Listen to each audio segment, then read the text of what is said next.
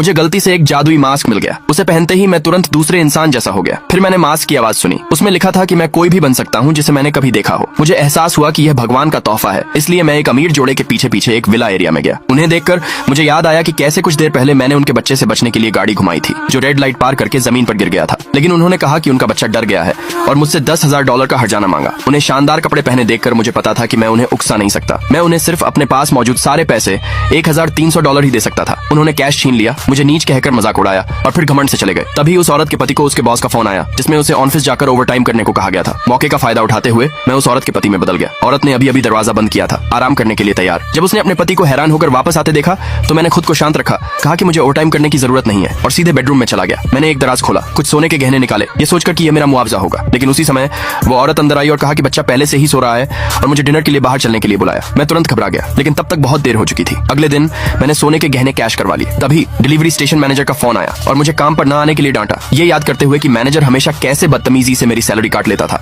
मैंने regional manager का रूप ले लिया। जब स्टेशन मैनेजर ने अपने सीनियर को देखा तो उसने तुरंत और इज्जत से मेरा स्वागत किया। मैं तुरंत उस पर भड़क गया, फिर उसे मेरी सारी रोकी हुई सैलरी वापस करने का आदेश दिया। निर्देश सुनते ही मैनेजर ने तुरंत मामला संभाल लिया। जल्द ही मुझे $30,000 मिल गए। इसके बाद मैंने उसे डांटा और कहा कि वह अब डिलीवरी राइडर्स को अपनी मर्जी से परेशान न करे। मैनेजर ने इज्जत से वादा किया कि वह ऐसा नहीं करेगा। पैसे लेकर घर लौटने के बाद अचानक किसी ने दरवाजा खटखटाया। उन्होंने कहा कि मेरे माता पिता ने ज्यादा ब्याज वाला लोन लिया है और मुझे चेतावनी दी कि मुझे आज ही उसे चुकाना है। लेकिन मुझे इस बारे में कुछ नहीं पता था। मुझे एहसास हुआ कि वे स्कैमर थे, लेकिन मेरे पास भागने की कोई जगह नहीं थी। मैं बस यह दिखावा कर सकता था कि यह अचानक हुआ और कहा कि मुझे पैसे जुटाने की जरूरत है ताकि वे सावधान हो जाएं। गैंग लीडर ने सच में मुझ पर यकीन किया और अपने आदमियों को मुझ पर नजर रखने का ऑर्डर देने के बाद वह मौके का फायदा उठाते हुए चला गया। मैंने दिखावा किया कि मैं नीचे वाले पड़ोसी से पैसे उधार लेने जा रहा हूँ। दूसरे पार्ट के लिए कमेंट में यस लिखे।